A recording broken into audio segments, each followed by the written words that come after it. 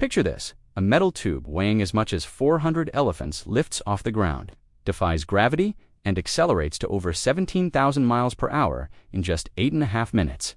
No wheels, no wings, no runway, just fire, fuel, and some seriously clever physics. Before we get started, check out the link in the description to download our ebook. So how do rockets actually work?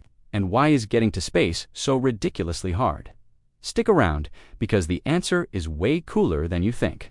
We've all seen rockets blast off in movies and on the news. They're powerful, they're loud, and they look absolutely epic. But the science behind them, that's where things get really interesting. So buckle up, because we're about to break down rocket science literally and figuratively. Let's start with the basics. Every rocket, from tiny fireworks to the massive Saturn V that took humans to the moon, operates on one simple principle: Newton's third law of motion. You've probably heard it before. For every action, there is an equal and opposite reaction. Think about it like this. Imagine you're standing on a skateboard holding a heavy medicine ball. If you throw that ball forward as hard as you can, what happens to you? You roll backward, right? That's exactly how rockets work. Except instead of throwing a medicine ball, they're throwing hot gas out the back end at insane speeds. And instead of rolling backward on a skateboard, they accelerate forward into space. Here's the thing though, rockets don't need air to push against, and this is where a lot of people get confused. One of the biggest myths about rockets is that they work by pushing against the air around them, like a propeller or a jet engine. Nope, not even close. In fact, rockets work better in the vacuum of space, where there's no air at all. Wild, right?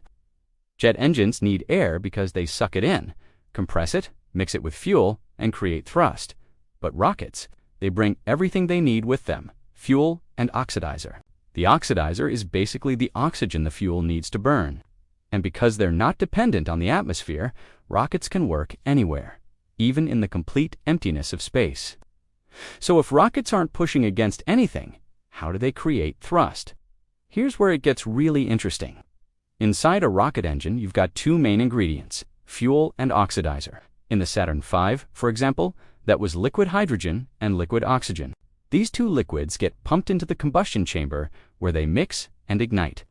And when I say ignite, I mean they create a controlled explosion at temperatures reaching over 3,000 degrees Celsius. That's literally half as hot as the surface of the sun. This creates an enormous amount of hot gas that wants to expand in every direction. But here's the clever part.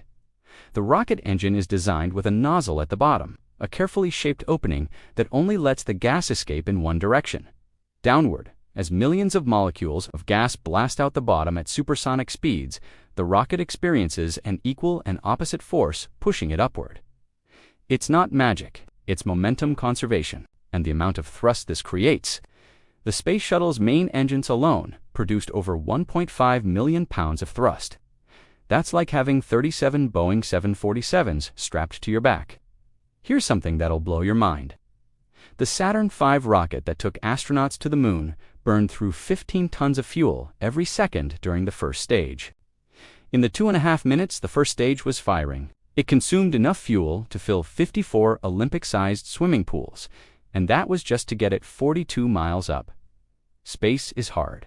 So why is getting to space so insanely difficult? Why does it take millions of pounds of thrust and swimming pools full of fuel? Two reasons: gravity and speed. First, you've got to overcome Earth's gravity, which is constantly pulling you back down with a force proportional to your mass. And remember, rockets are heavy. Most of their weight is just fuel. Getting 62 miles up to the edge of space, that's actually the easy part.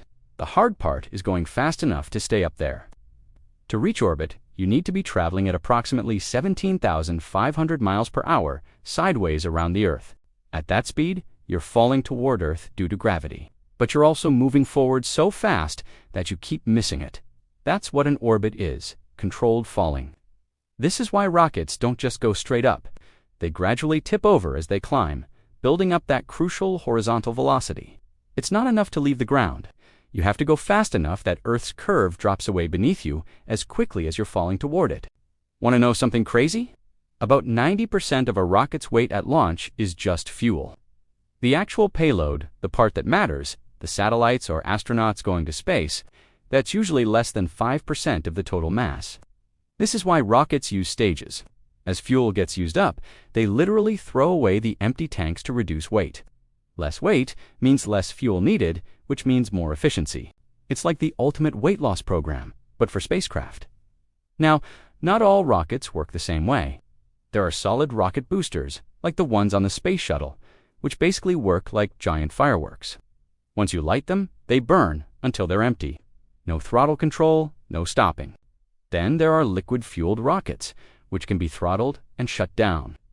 They're more complex, with pumps and valves and turbines, but they're also more versatile. And these days, we're even landing and reusing rockets. SpaceX's Falcon 9 boosters come back to Earth, land themselves, and fly again. Something that was science fiction just 15 years ago. Looking ahead, we're developing nuclear thermal rockets, ion drives, and even concepts for fusion propulsion. The future of space travel is being written right now. But no matter how advanced the technology gets, the fundamental principle remains the same. Throw stuff out the back really, really fast, and you go forward. Newton would be proud. So there you have it. Rockets aren't magic. They're just incredibly well-engineered machines that use basic physics in extraordinary ways. They burn millions of pounds of fuel, create forces that would flatten a building, and accelerate to speeds that our brains can barely comprehend, all to escape the gravity well we call home. And every time one lifts off, it's a testament to human ingenuity and our drive to explore the unknown. Now, I want to hear from you. What surprised you most about how rockets work? And what space topic should I cover next? Drop your thoughts in the comments below. If you enjoyed this video, hit that like button, subscribe for more science breakdowns. Thanks for watching, and I'll see you in the next one. Keep looking up.